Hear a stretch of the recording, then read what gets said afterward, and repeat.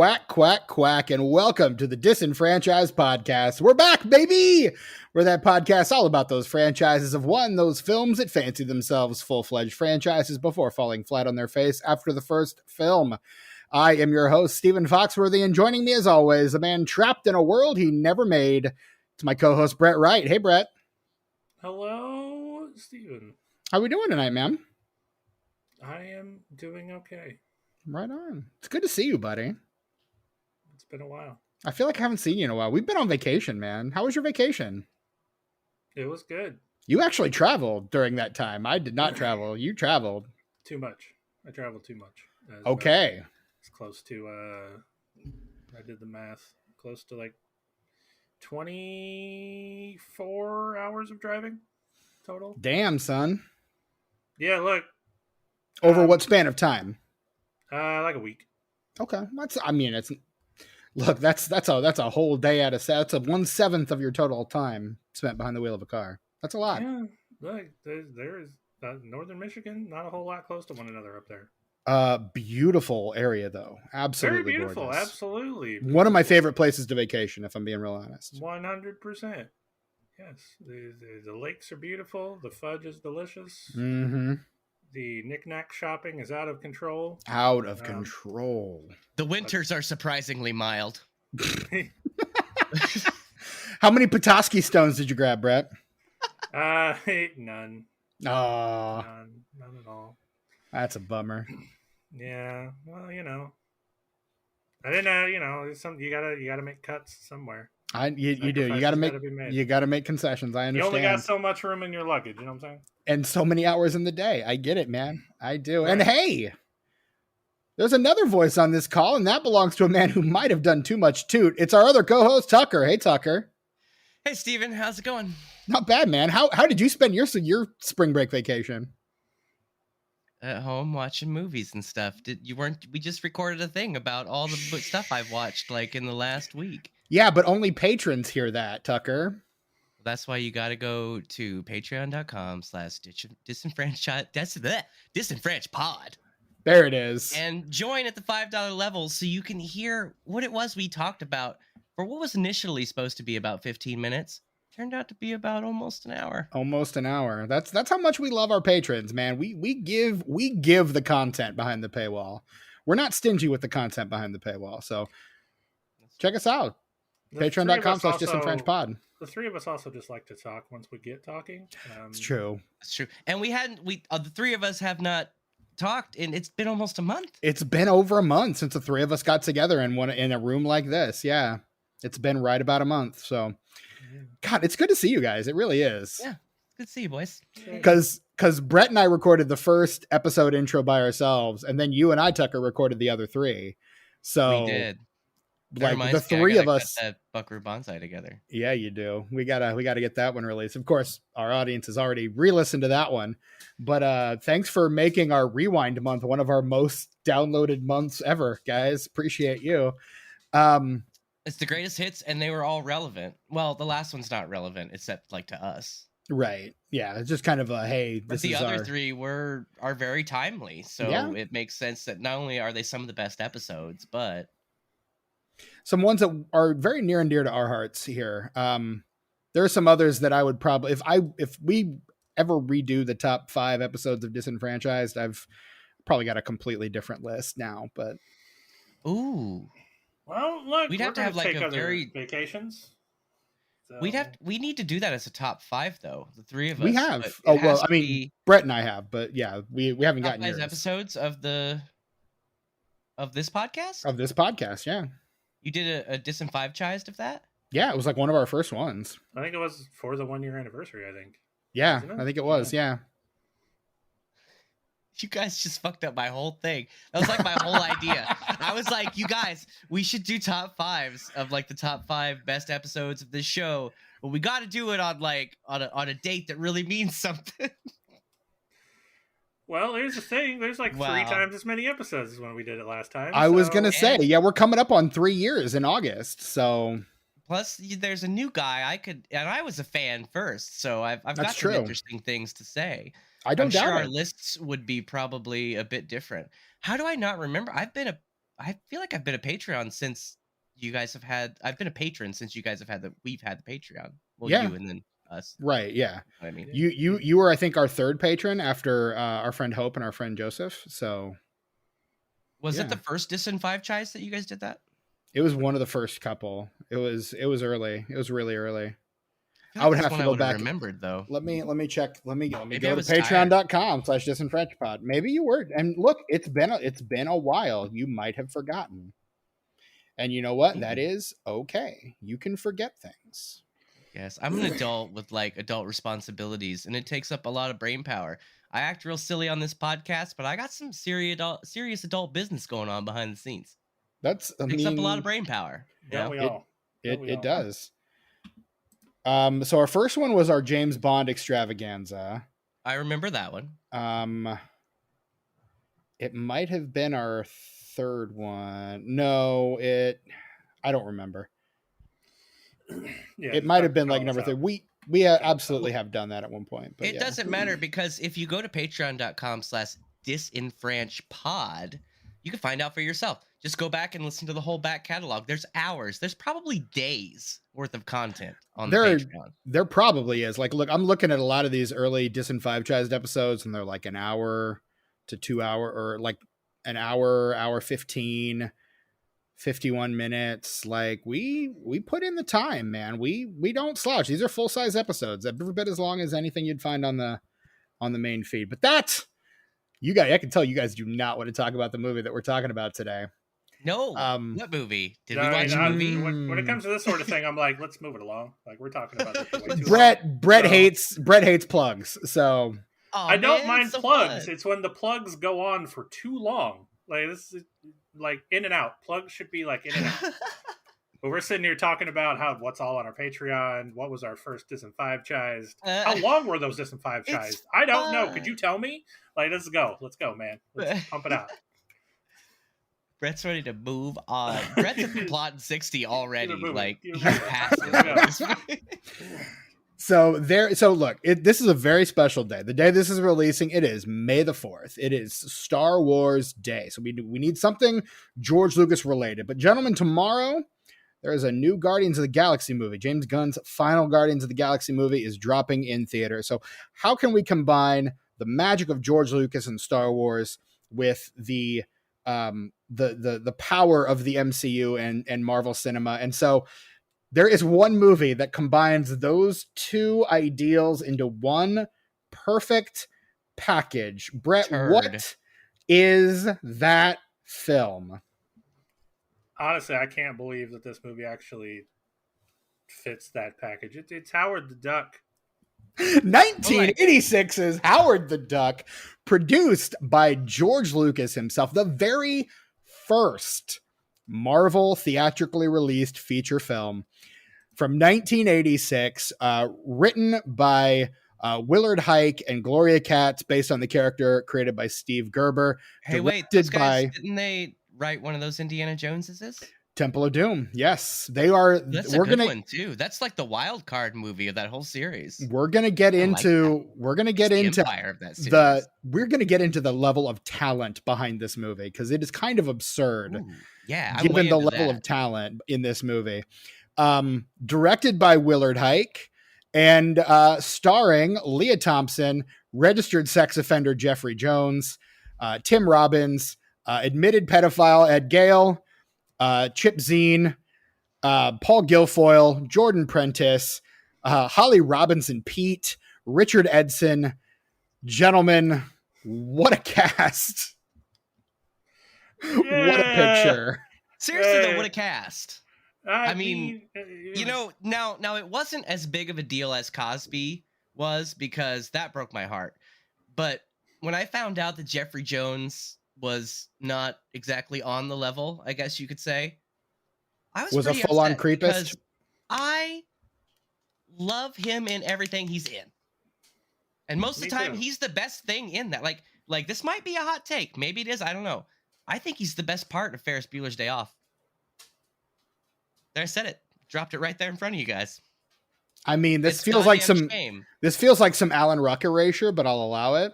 Oh, I love Alan Ruck, though. I just think I mean, this sounds like another one of trademark Tucker's hot takes. Mm-hmm.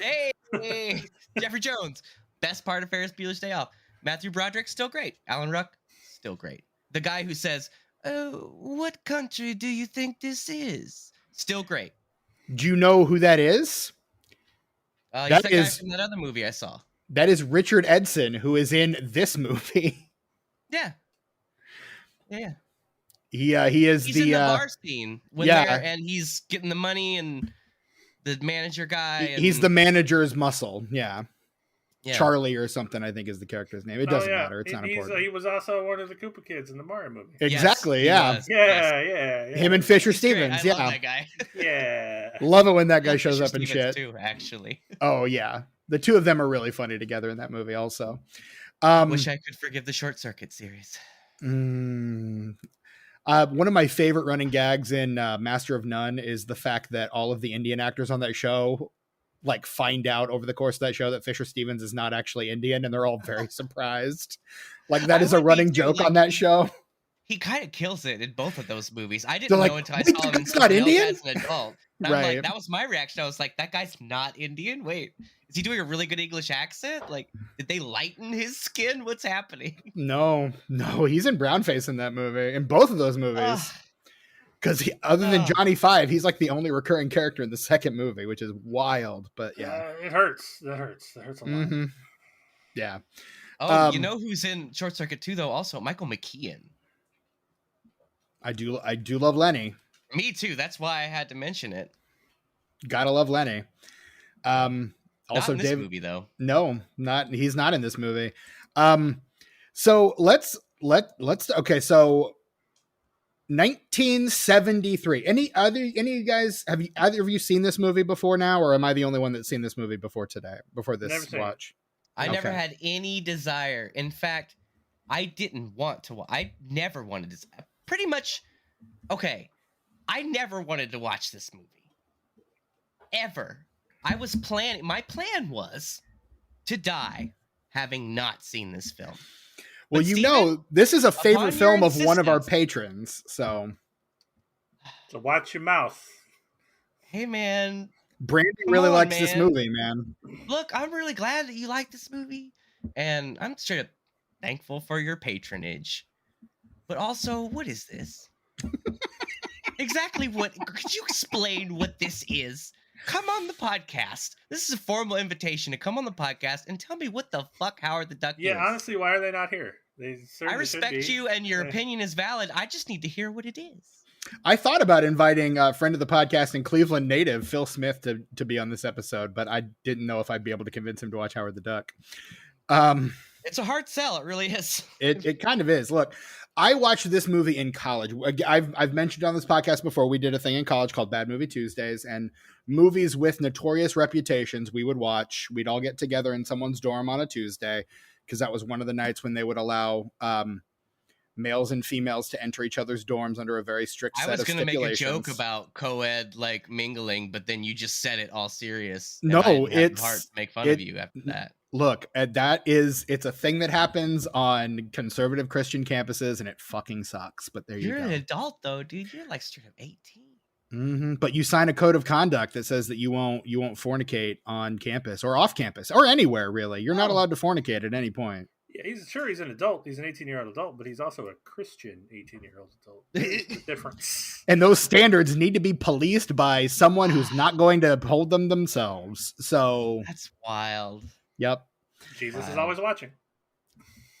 And apparently so is the administration.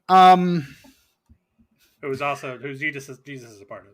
That's yeah, Jesus is on the admin board, right? Jesus sits on the board of every Christian college. Did you not know that? They got a seat for him. It's an empty seat.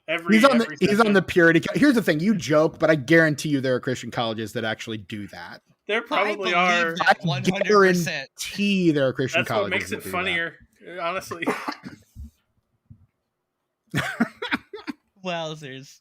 At any rate, that is how I first encountered Howard the Duck. And the one thing I remembered about this movie was that the monster at the end looked like a vagina dentata. That was amazing, though. It That's is the best stop motion I've ever seen. that you know who did the stop motion for that, Tucker? Was it you, Steven? Phil motherfucking Tippett. Oh shit. The dinosaur supervisor on Jurassic Park himself. The director of Mad God himself, Phil motherfucking Tippett, did the stop motion, which is why it's so good. You know what? That's one thing that I am glad that I saw this movie just for that. Because that was, I mean, it was previously held by the Rock King in Return to Oz, like I was telling you guys the other day. But now I've seen the best stop motion I have ever seen and will ever see. That was fucking amazing, and it blew my mind. And it kind of like woke me up and like brought me into the movie, because the rest of the movie I didn't give a shit about. And all of a sudden something awesome is happening. So I got to get into it to fully experience this. There's like a good 5-minute period there where I was actually into this film, where I wasn't just staring at my phone trying so hard to be distracted. Look, the practical effects in this movie are fantastic. They are really amazing, good. yes. Really Even the ducks good. look good. I mean, I don't like the design, but it is technically very well made. It looks really good. And apparently a pain in the ass on set. Oh, I can imagine. I watched like the documentary on YouTube, a look back at Howard the Duck. Like I've got information on this movie. I have receipts. So nice. Yeah. Wonderful. You love to see it. Yeah, I actually did research for this episode. Hey! Hell yeah. You love to see it. You truly do. So upon rewatching it this time, and I think I texted you guys my reaction as soon as I was done, is how is this movie both better than and worse than I remember it being? Like, those are two things I hold in tension. This movie is somehow better than it was when I saw it in college, and somehow also worse than it was when I saw it in college. And I don't know how to reconcile that, but it's this is an interesting artifact, so much so that I bought it on 4K. By the time this episode is released into the ether, it will be on my DVD shelf. But it's something I feel like I need to watch every decade just to make sure I didn't hallucinate it. Just a better appreciation for how hot Leah Thompson is in this movie. I mean, you're not wrong. Aesthetically, yes, she is pleasing, but I find her character to be very annoying, which kind of makes her ugly. And why do her bandmates act more like strippers than musicians?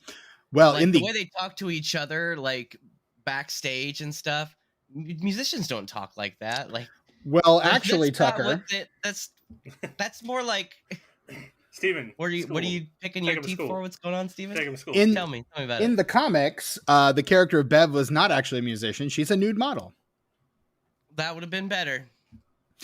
And look, as horny as this movie is, because one thing as I was watching in the first 5 minutes, multiple sets of duck nipples in the first 5 minutes. 5 minutes. Howard working at a sex tub. Weaker men turned it off then. But me, I stuck through it. I didn't want to, but I did it. I did it for this show, and I did it for who was it that requested this? Brandy. I watched this for you, Brandy. This is Tucker's food fight. This is Tucker has not seen Food Fight either. I think Food Fight would break you. If you had such a visceral reaction to this, like Food Fight made me strong for this. I think Food Fight I would appreciate because it's a bad movie. This is a bad, well-made movie. This movie is competent in every way. So I was talking earlier today to our mutual friend JP Leck, past and future guest of this podcast. Hey, I know that guy. You do. You've known him longer than we have, actually. So but he, I mentioned that we were recording our Howard the Duck episode this evening, and he's like, "Oh, right on." I was like, "Yeah, Tucker had never seen it," and he goes, "Really? That surprises me." I said, "Yeah, he hated it."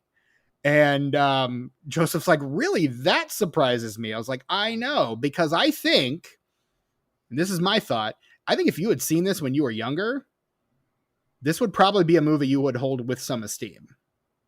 Yeah, no, I completely agree with you. I think if I had seen this when I was a kid, because it's got the kind of weird that I've always been into, it's just, which I think is why he and I were both surprised that you didn't kind of dig it.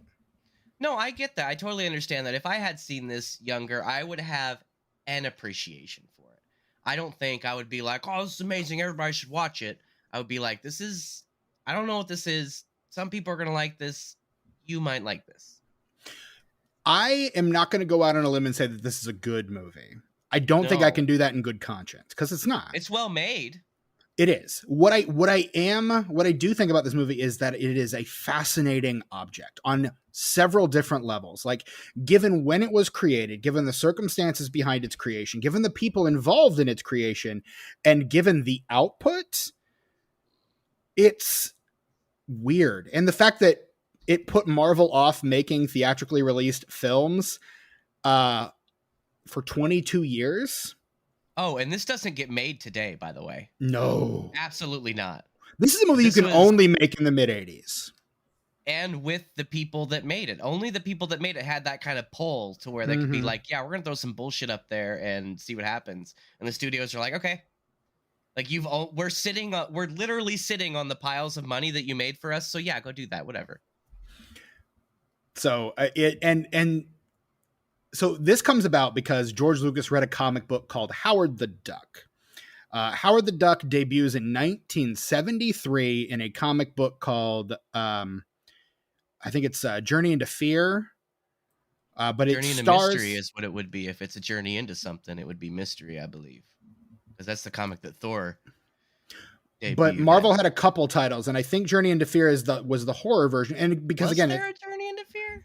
All right, you're going to make me do that thing I love to do, which is research live on the air. I believe you, Steven. It's just, it's not something I've heard of. I trust you. I'm just surprised. There is also a Journey into Fear. Noted. And at that point, the comic was starring a character called Man-Thing. See our previous episode on Man-Thing. That giant-sized Man-Thing. Yeah, one of my favorite comic book titles of all time. Yes, it was a euphemism. Yes, it was intentional. No, nobody caught it. And no, nobody cared. And yes, we're all having a good time with it. But that was the 70s, baby. And the 70s were a time of like experimentation within the comic book medium. You get like books that are no longer bound by the Comics Code Authority, which is kind of the governing body of comics since like the 50s. And the Seduction of the Innocent essay and all that. There is, and so there's a lot more experimentation, and the code itself is becoming a lot more lax. It's allowing a lot more things through. So you start getting horror books published again, and Man-Thing and Swamp Thing are kind of the two responses from Marvel and DC respectively to that. You also get Blade, you get several other horror comics. Marvel, I think, ends up publishing a few more than DC. You get like Son of Satan, Ghost Rider, all those, like pretty much the lineup of Midnight Suns comes out in the 70s as a response to this kind of loosening of the comics code. Also Dracula. Dracula. Yeah. Dracula. All of those. Absolutely. So Man-Thing was one of those, and Man-Thing as a character is the most passive character in the world. So you need kind of a cast of characters around him. So Steve Gerber, the guy writing Man-Thing at the time, decided to just start poking fun at comics and how they're made. And so he, in one episode, introduced a couple of weird characters that would kind of interact with Man-Thing, one of which was a smart-ass talking duck, cigar-chomping duck called Howard. And he only lasted 2 issues before he was killed off, but the fans responded to him so much and to his kind of satirical take on the world around him that they basically wrote in and demanded that he come back. And so he did in his own comic book he actually came back in Man-Thing and then got his own spin-off comic book later on in the 70s, I think 75, called Howard the Duck, which was a very kind of episodic comic book where he kind of hops from adventure to adventure. And he doesn't really have a set antagonist so much as he's responding to the world around him and how ridiculous it all is. It's very much a satire. He's very much a character in the vein of Deadpool. Like, he can break the fourth wall. He can talk to the audience. He can respond to things in a way that most comic characters can't. If he does have an antagonist, it's a very Tick-esque villain called Dr. Bong, who has a giant bell for a head, and one of his hands is just a giant bell clapper. He also fights one of my favorite obscure antagonists of his called Hell Cow. Hell Cow, yes. Yes, who is just a cow. Like Dracula was really starving one day. And bit a cow. And bit a cow. And so Hell Cow was born. It's such a great... The absurdity of... Cow. And it is the absurdity of Howard the Duck is what made the character so compelling, but I don't think any other writer got the tone as well as Steve Gerber did. Like, he was the only one who could really write that character very well. There's more history to Howard the Duck. There's the time where Steve Gerber basically tried to steal the character from Marvel at one point. There was a Howard the Duck. He was so popular, he got his own comic strip in the newspaper for a while, syndicated comic strip for a while that Gerber was also writing. And finally he came back to write the character a couple more times, but the last time he wrote the character was in 2006. He wrote a 6-issue miniseries for Marvel Max, which allowed him to put, nudity and cussing and all sorts of fun stuff in the book that he wasn't able to do before. Because the Max imprint was basically Marvel's answer to Vertigo. So you could put fuck in comics. You could put tits in comics. And who's going to say no? So... And there's a lot of all of that in that miniseries. It's the most absurd thing I've ever read. It's glorious. Howard becomes a mouse at the end of the first issue and remains a mouse the rest of the miniseries. It's so fun. It's weird. And he also, my favorite thing that Howard the Duck has done in comics is when he crossed over with Army of Darkness and killed Ash. Yep. That's zombie Howard the Duck killed Ash. I was going to say, yeah, Marvel Zombie Howard the Duck is the one that killed Ash. Yeah. Except the Ash of that world, not our Ash. Correct. Yeah. Which is a pretty funny reveal, honestly. Yeah. I think one issue ends with zombie Howard the Duck munching on Ash's head. Yeah. And then so that's a cliffhanger. And then it's revealed that it's actually that world's Ash that he's eating, not ours. So. Right. I think that was the first time and probably the only time I read anything with Howard the Duck in it. It's always kind of been a character that has kind of turned me off. Not because of what the character is, but because of the universe that it exists in. The Marvel universe? Yeah. You don't like Marvel comics? No, I don't like him in Marvel comics. If he were not in that. I mean, it's satire. Do you not like satire? I like satire. I just don't think that it should be part of the same universe. I think that's what makes it fun. I mean, for me, that's what makes it fun. And honestly, if there's one thing I think this movie should have done better and should have done more of, it's play into the satire a little more. Because I think that's what makes the character really fun. Well, isn't what... I mean, you might know more. I skimmed... I did research like a week ago, and I don't have it anymore. So it's left my brain, so please excuse me. No, it's fine. But then so George Lucas saw these comics and was like, man, I love this. I want to make a movie. And then by the time they got around to making it, he was busy or something. And he's like, here, take this, go write it. And so, yeah. So what he while they're making American Graffiti in the mid 70s, he's working on that with Hike and Katz. They actually, Willard Hike and George Lucas went to USC together. They went to film school together. That's how they knew each other. They were a part of Francis Ford Coppola's American Zoetrope group when that started out in the 70s. So like they were kind of these young cutting edge filmmakers in the 70s when New Hollywood is starting and all this exciting stuff is happening in Hollywood. And he was showing them the comics while they were making American Graffiti, which is Lucas's second movie after THX 1153. So like he's reading those comics and showing them is like, wouldn't this be fun to make a movie of? It's like, it's sarcastic. It's kind of noirish. There's a lot of levels and layers here. This would be really fun to do as a movie. And they kind of got distracted by other things. Lucas went on to do Star Wars. That became a huge hit. And then he decides, I'm never going to direct anything ever again. So he takes a step back. He starts Lucasfilm and steps down in 1984 as president of Lucasfilm to focus more on producing. And so he starts producing films after that. And this is one of the first big films he wants to produce. He's got a deal with Universal. And again, they want to be in business with George Lucas because that's the guy that gave us Star Wars. Like, the Star Wars trilogy is just wrapped up. He's produced all of those. Those were huge hits, like financial windfall, merchandising through the roof. Yes, let's make a George Lucas movie. And so he brings them Howard the Duck, which, I mean, at that point, comic book movies were 3 years before Tim Burton's Batman. So, like, superhero movies at that point were like the Incredible Hulk and Spider-Man made for TV movies were the the Superman films. Like, that's what superhero movies were up at that point. Like, there wasn't the big market that we have now for superhero movies. And this technically isn't really a superhero movie, it's just based on a comic. So Lucas brings it to Willard Huyck and Gloria Katz, who are a husband and wife team. They had done script doctor work for the first Star Wars movie. They're the ones that basically took Lucas's like giant ass script, the Legend of the Testament of the Wills or whatever that first one is called, and like made it into kind of what we recognize as Star Wars. They wrote Temple of Doom. Like, they're kind of but they're like Lucas. They're in the pocket with Lucas. Like, they work on the stuff he works on. And Huyck himself had directed a couple of movies also, not like major ones. I think his previous film that he had worked on was something with Dudley Moore and Eddie Murphy, that also did not do particularly well.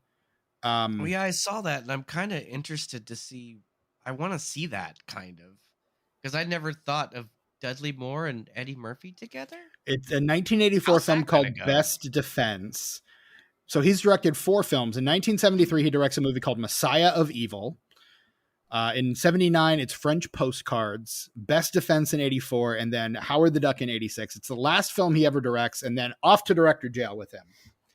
You will never work in this town again unless you're writing scripts, which is pretty much what he does. Like, he and his wife work on the script for like a lot of George Lucas films, Radioland Murders, just stuff produced by Lucas, Temple of Doom, American Graffiti, More American Graffiti, Devil's 8, Lucky Lady. Like, they're pretty prolific screenwriters. And if this movie had been well received, he probably would be another big director. Unfortunately, it didn't. Unfortunately, it's Howard the Duck. Right. That's kind of what we end up with. So, yeah. Well, my point there was like they pretty much just when he handed it to them, they just chucked the source material out the window. They didn't, though, because they actually sat down with Steve Gerber and tried to like get his like, how would you write these characters? And they made some changes, but like Gerber himself, when he saw it, and I don't know if he was just like being nice or like trying to promote the movie, but he actually said that the characters themselves, at least Howard and Bev, were true to the spirit of what was in the comics. And I'm not sure the extent to which I buy that, because they made Howard a lot nicer in the movie than he is in the comics. Yeah, like the bite, the edge is not quite there. The horniness is there, but like the edge is not quite there. Like the kind of biting satiric edge that you want on that character. Okay, so they chucked the source material out the window without anybody noticing. Look over there. Cool, let's go over these comics. Like, it's nothing. Like, I don't know, man. What I read, Duck World is in the comics. Like, there are elements that are there, but what I think the first hour of the movie, if they'd kept going in that direction, would have, I think, been a pretty relatively faithful adaptation. It's that second hour where they start getting into the outer space supernatural shit, where they start kind of in that sense, it's almost a gear shift movie, where it starts off in one genre and then hard pivots at one point to become something completely different. Well, yeah, once Jeffrey Jones comes into the picture, when him and Tim Robbins come to Homegirl's apartment, right, and then they agree to do the thing with the stuff. Yeah, it kind of shifts tonally, like way in a different direction. Yeah, I don't remember. I mean, I read a few of the comics in preparation for this. Sure. I don't remember he ever doing like a whole like fish or duck in this case out of water story. Like, I don't remember that at all. where like he's trying to find a job, and No, for some reason the woman at the job place doesn't care that he's a duck. Or where did he get those clothes to begin with? Well, he tells you that he robbed the kids section of Goodwill. There's so many questions. I have so many questions. This movie is a very inconsistent film in many ways, but one of the ways in which it is most aggravatingly inconsistent is the fact that people can't tell if a walking, talking anthropomorphic duck is a novelty or a normal thing. We cannot agree on this one basic concept. And I think that's something that really, it takes the suspension of disbelief and just shatters it, because you have to have some consistency. Like, is it weird that he's a duck, or is it not weird? Like, you can't, that doesn't work. And yet we do. We do have it both ways, because depending on who he's interacting with, it's either the weirdest thing that anyone's ever seen, or it's as normal as talking to your Uncle Bob. And that sucks. Yeah, it should be weird at all times. No one should ever think that that's just a guy in a duck suit.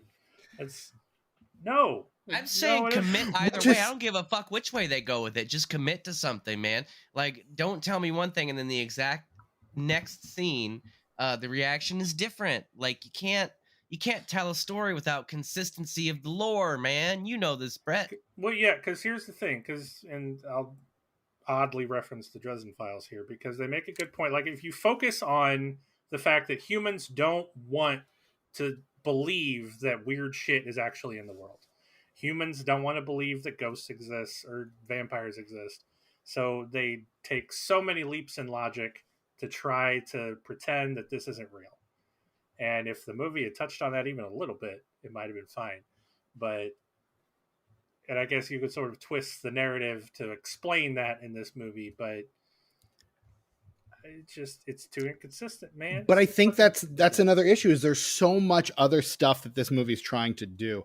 Like, we spend maybe 10 minutes on Duck World, if that. But like, that is a whole designed world chock full of duck puns or bird puns, like more bird puns than I've ever seen in a square footage of film. Like, oh my God, so many duck puns. We were robbed of Duck World, Masters of Universe style. Like, there should have been at least a third of this movie taking place in Duck World, as much as like it's hyped and like it's there and it's a full living, breathing world. You've got those sets, man. Mm-hmm. And they look great. Yeah, they do. I would have been able to forgive a lot of I would have been able to forgive a lot more duck nipples if I got to hang out in that world a little more. All of that was filmed apparently very piecemeal. They filmed all that kind of when they had time, because George Lucas has made a lot of movies with little people. So he was able to contact a lot of little people to just like be on set. So they'd come out, they'd hang out, and whenever there was like some downtime in between scenes, they're just like, let's just walk over and film some stuff in Duck World. So they just walk over to one of the sets and like, get some people in costumes and just like film, some reaction shots, or a couple ducks in bed, or a naked lady duck with her boobies out in the shower. Like, duck boobies. Again, it feels like we're belaboring this point. It's weird. It's weird to see. Ducks do not have nipples, you guys. Anthropomorphic duck. Cannot milk a duck. Anthropomorphic duck boobs, man. And just how casual Leah Thompson's character is. Speaking of, just is it weird? Is it not weird? Just the casualness with which Leah Thompson's character is more weird. Like, she's Howard. Trying to jump his bones, and he's like, "Lady, I don't think this is okay." Yeah, I was making a joke. That's the correct reaction, Howard. Right. That is the correct reaction. She plays it off like it's a joke. Like, she's like, "Oh, I'm just kidding." Leah wants it. She wants that duck dick. You can. Well, I mean, look, ducks have corkscrew penises that run that extend the length of their bodies. So that is science. That is a thing that I know. Hate it. But I mean, I don't know what else they changed about the duck anatomy. They added boobs. What else did they change? They got boobs, so that's maybe true. they're and again, that's the idea that are more human, like evolution, right? Like this all was a result of evolution. Oh, so, yeah. we get into, that's why they don't have wings. That's why they don't fly. So, you know, it's the evolutionary imperative of Duck World. But like Howard has a tiny penis based on the condom in his wallet. But other than that, so you can extrapolate from there, I guess. I mean, penis shaming a duck, man. That's okay. Look, man, I can't look. It's there, but I can't. You know, come on. My man's is 3'1", so I mean, you know. I mean, look, I'm not gonna judge. I'm just saying. Look, I got a tiny dick too. It's okay.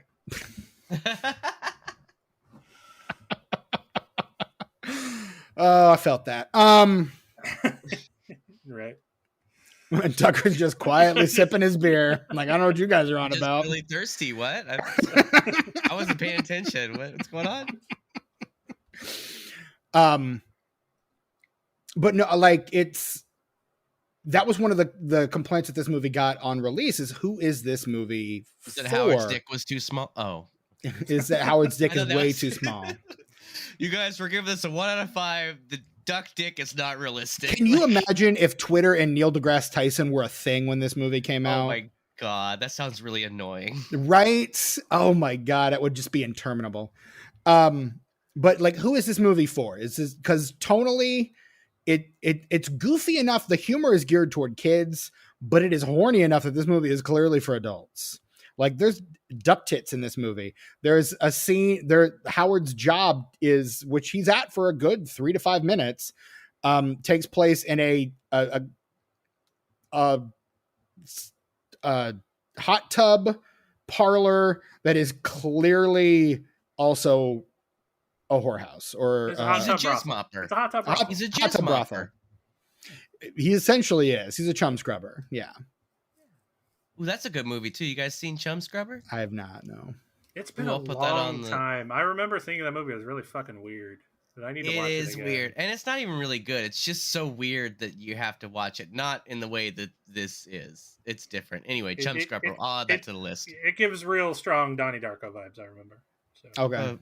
Michelle Pfeiffer, not Michelle. Jodie Foster. Jodie Foster's in that movie. That's my Jodie Foster. I hope you like it. Jodie Foster's. Jodie Foster's Australian for beer, actually, interestingly enough. That's what I've heard. Don't say that in Australia, apparently. No, God, they will kill you. Don't call everybody Bruce when you're in Australia either. They don't think that's funny. No. It's really weird. And also don't offer to play Knifey Spoony. And don't say anything from Crocodile Dundee.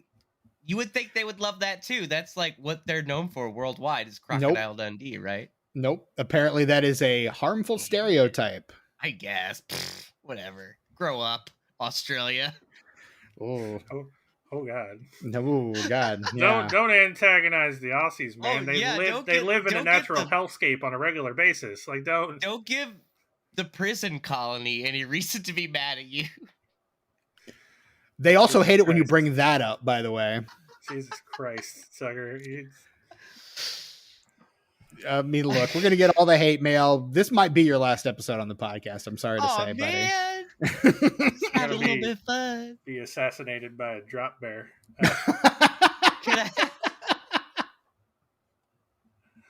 Can I get sanctuary in New Zealand? Will they take me? I doubt it. I really doubt it. They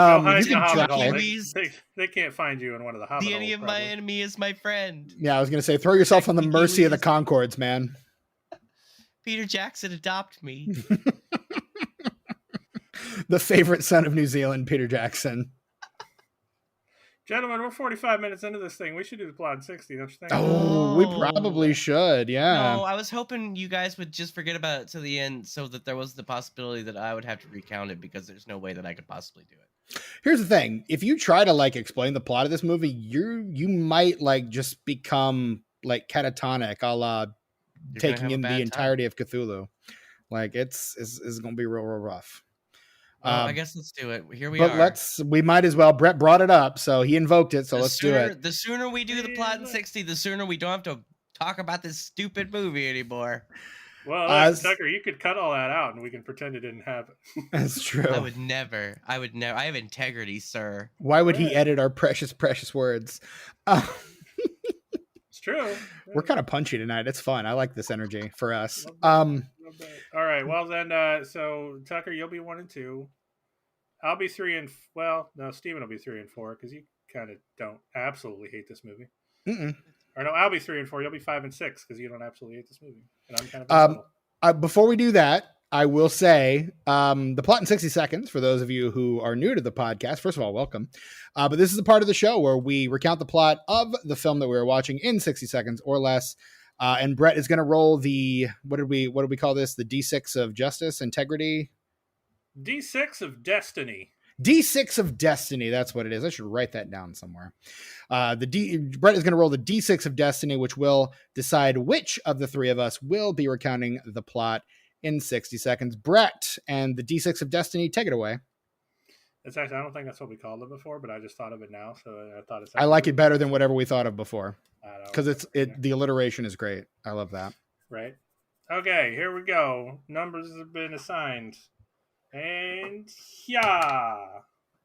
that is a 6. No, that's a 6. That's a 6. Yes. Oh, that's me. The symbol means a 6. I always forget if it's a 1 or a 6. It depends. Oh my. Yes. I was so worried. I'm so glad it's not me. I was really hoping it was going to be you, just because I wanted to see you try it. All right, I could have done it, but it was going to hurt me. Someone put 60 seconds on the damn clock. Working on it. It's not going to be me. I'm snacking.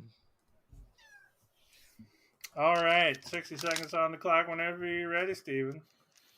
Howard is a duck on Duck World, and he's really freaking horny. And he gets space lasered to Earth to a place called Cleveland, where he meets a rocker named Bev and her girl group who are being gypped around by her manager. He gets them out of their contract by using Quack Fu, and embarks on a fish out of water comedy. Eventually, he and Bev kind of hook up, start to get a little horny, and they're interrupted by scientists who are trying to get Howard back home. But in fact, while trying to get him home, registered sex offender Jeffrey Jones is possessed by one of the dark overlords of the universe and gives a performance that Vincent D'Onofrio would go on to perfect in Men in Black.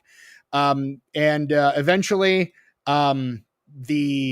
the overlord takes over Jeffrey Jones. Howard has to destroy it, but in order to keep other dark overlords from overwhelming the earth, he has to blow up his only means of getting home. Bev becomes a popular rocker, and Howard rocks on stage to a song entitled Howard the Duck. And that's the game, right on time. Steven, well done. That was impressive. That might be my best one yet, actually. Maybe. You know what? I don't think I missed any major plot points in that. No. No. You forgot to mention like how annoying Tim Robbins is in this movie, and it pains me to say that. It pains me. This is one of his very first movies, like ever.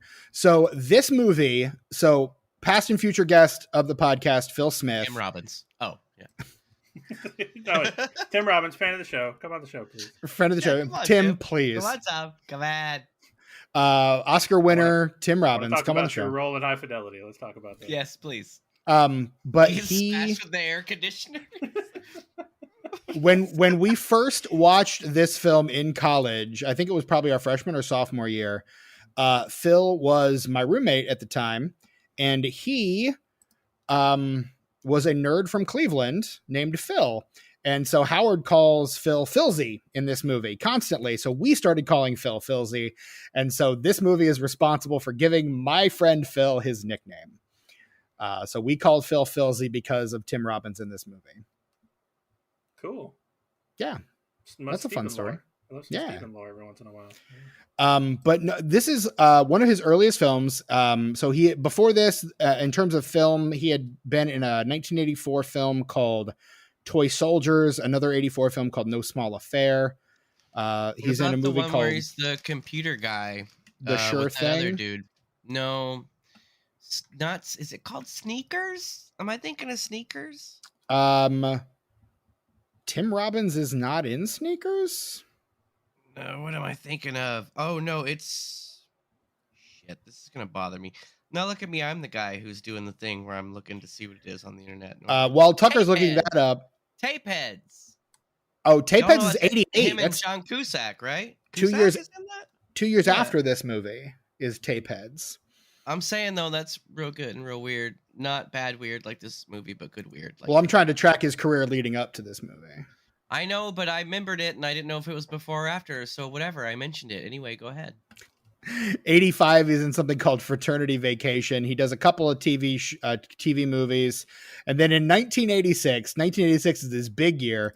He does this and a little movie called Top Gun in 1986. He's Merlin in Top Gun, and then he's Phil in Howard the Duck. One of those movies does very well. The other one does not. But his biggest break doesn't come really until 88 when he's in a little movie called Bull Durham.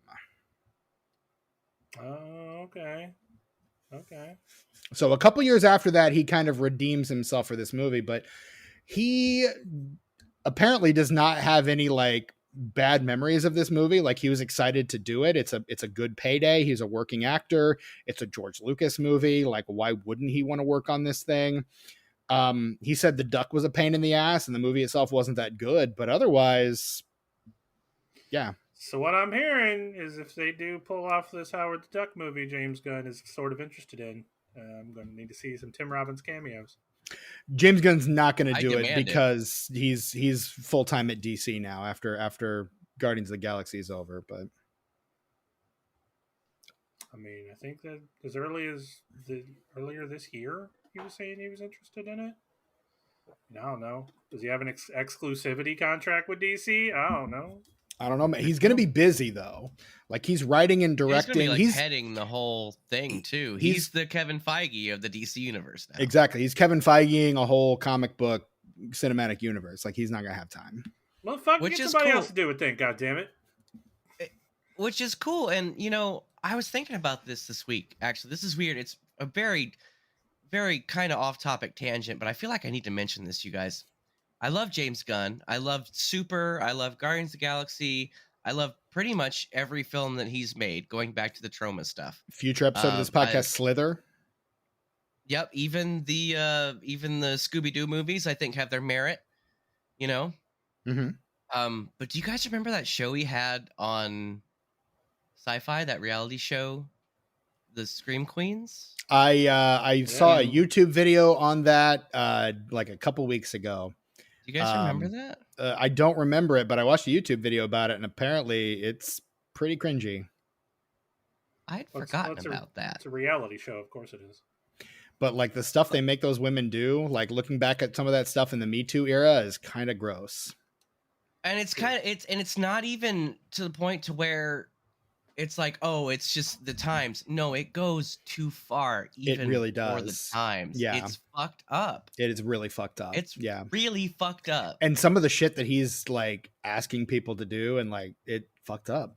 It's kind of fucked up. It's real fucked up. Is real fucked up. Well, like we've attempted to cancel James Gunn once already. I think he's. I don't want to. He's atoned though. Is what I'm saying. He's atoned like, for his sins. Society, yeah. Yeah, society is. He's atoned. I don't think you'd catch him doing that kind of shit anymore. And I mean, I don't want to like, I don't want to excuse anything. I don't want to condone anything, and I'm not. A lot of people, and myself included, have done some really gross shit in the past. I've done some things I am absolutely ashamed of. Me too. Yeah. And it's you learn, you move, and you hopefully grow. And that's the name of the game. And I think James Gunn has done that successfully. Other people I don't think have. Yeah. I agree. There's not been a sincere attempt. There has on his part, I think, been a sincere attempt at learning and growing. On others, I'm not sure that is the case. Yeah, because that's the only thing that I don't like about cancel culture is not understanding that people can grow and change and genuinely atone and especially try to be a better person. When you're younger too, and like, I don't know about you guys, but I was a fucking idiot when I was a kid. Absolutely. Like through most of my 20s, I was a dipshit. And like, well, I'm an idiot now too, but I'm an idiot with experience. Right. I'm not going to realize what an idiot I am now for another like 10 to 15 years. Exactly. But you'll grow from that. You'll become a better person. I mean, that's the whole point, right? That's the goal. Yeah, that's life. But here's the thing. I don't think everybody does that. I think some people give the requisite apology as an excuse to go back and keep doing the same shit they were doing. Yeah. Absolutely. And I think there needs to be a demonstration of change.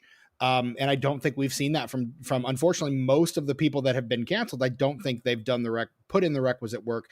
And some things are particularly heinous, like, I don't know, like a lot of the sexual assault shit is really fucking gross.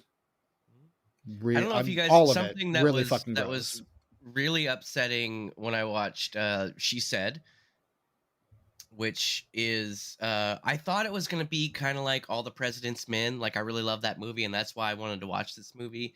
It's about the two gals that broke the Me Too stories, the Harvey Weinstein stories. Right. And it's just not a good movie. Like, the story's great, but the movie's just not good. That's what I've heard. And it sucks because they do include some real audio from like a recorded phone call with, not a phone call, but like Harvey Weinstein recorded during one of these incidents. Right. And it's fucking terrifying. It's disgusting. Yeah. It is horrible. Like, it's blah. So once again, we do not condone any of these things that any of these people have done. And look, I think part of one thing that I think is good about the cancel culture is making people reckon with the things that they've done. Actions need consequences. And if you are going to do terrible things, then you need to face the consequences of your actions. That is the thing I believe. Absolutely. Accountability is a big deal. Absolutely. That being said, this is a movie with a registered sex offender and an admitted pedophile. Do with that what you will. And literally the Ed Gale as admitted pedophile, that dropped in the news yesterday as of the day of this recording. Yep. That is like new information. Jeffrey Jones has been a registered sex offender for years, but the Ed Gale revelation is fairly recent. Which is why when you watch the Deadwood movie, you're like, I'm glad he's back, but are you sure he's allowed to be here? Mm-hmm. I love this character, but like anytime I see him post like a certain point, I'm just kind of like, why? Do we know what we're doing here? Like, do we know what we're doing here? Like, really? Like, ugh. Oh. But yeah, it's gross all around. Yeah, let's talk about less gross stuff like duck boobs and penises. Duck boobs, yeah. Corkscrew wieners, woo! So one of the main action set pieces of this movie is the flight scene where they fly the little. It's got a name, I forget what it is. The little mini plane thing. Like the hang glider with the propeller or whatever. Yeah. It's ultralight. It's called an ultralight. The ultralight scene where Howard and Phil are flying the ultralight all over Cleveland. That is an action set piece designed by Joe Johnston, the man who did special effects for Star Wars and directed films like The Rocketeer and The Nutcracker and the Four Realms and Jurassic Park 3 and Captain America, The First Avenger, and The Rocketeer. Let's say The Rocketeer again, just so we go out on a high note. The Rocketeer's so good. And The Rocketeer. See past episodes of this podcast, The Rocketeer and Nutcracker and the Four Realms. Yes. Yeah, it's like all of those you just listed, great. Maybe with the exception of Jurassic Park 3, not so good. I would put Jurassic Park 3 above Nutcracker and the Four Realms. I'd put Jurassic Park 3 above any of the Jurassic World movies, okay? Agreed. Oh, At least, it might have had a talking velociraptor, but it didn't have this shit for fucking 3 hours. It's just this for 3 hours. Tucker's doing the Chris Pratt holding his hand out thing. And even in the advertisement for the third one, it's like him and Sam Neill and some other bitch just like... And that's the whole... You're like, okay, I guess I know what I'm getting. Like, if I watch this movie, it's my fucking fault. You know? The last Jurassic movie I watched was Jurassic World. I watched it and I went, you know what? I'm good. Yeah. The World movies did not need to exist. They didn't at all. That first one was kind of fun. Kinda. Michael Crichton just rolling over in his grave. Like fucking on a spit. Yeah. He's just going round and round. Like it's he didn't want Lost World to happen, but he was kind of strong-armed into doing it and then writing the book. But they literally like, this movie's really popular. You should write a book. He's like, I don't know that I want to do that. They're like, really? Beep, beep. beep, money truck. What about all this money, though? He's like, you were right. I could probably come up. You know, now that you mentioned it, I might have an idea kicking around in here somewhere. What's that? Another truck coming around the corner? Okay. Yeah. Points on the back end, you say? Interesting. Interesting. So but that's. But I don't want Ian Malcolm to come back. He's dead. Beep beep beep.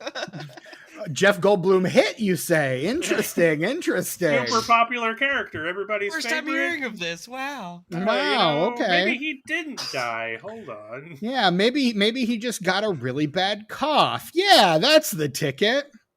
I love that the only two characters that die in the book are the only two characters that actually appear in the second movie. That is the funniest shit in the world to me.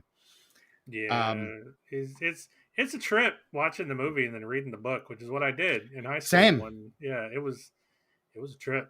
Like, they're different. What the hell? There are points at which I'm going, wait, I don't remember this in the movie. It's because it wasn't in the movie, dipshit. But yeah, again, I've always been an idiot. Just, you know, I'm always 10 to 15 years away from realizing how big of an idiot I am at any given point.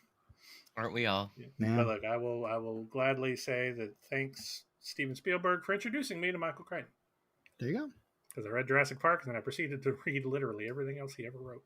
Yep. There Thank you go. you, Steven. Just thank you, Steven Spielberg. In general. Yeah. Yeah, absolutely, man. Like what a great filmmaker. Here's the thing about Steven Spielberg. That guy, good at making movies. Yeah. Crazy. Hot take. He's got a real knack for it, you might say. So let's get into some more behind the scenes shit. The Fablemans. Oh no, wait, is that not what we were transitioning into? Where's the horizon? I'm so mad that I rented that and you guys didn't watch it. I'm kind of bummed too. You know what? It's so good. I should just buy it on 4K. I just should. I'm gonna like it. Steven. I'm gonna like it. And then you rent it the week I was on vacation. I don't know. I don't know when you were. That's why I didn't watch it. So I just couldn't find the time. I just got busy with other shit, and I couldn't devote the 3 hours I needed to watch it. It's real good. I couldn't believe I didn't think that Seth Rogen was going to be bad in the film because, like we've discussed before, people that are good at comedy are usually pretty fucking good at drama if you poke them in the right way. Mm-hmm. But he's like, it kind of stood out how good he is in this movie. You know, he's like everybody's great in this movie.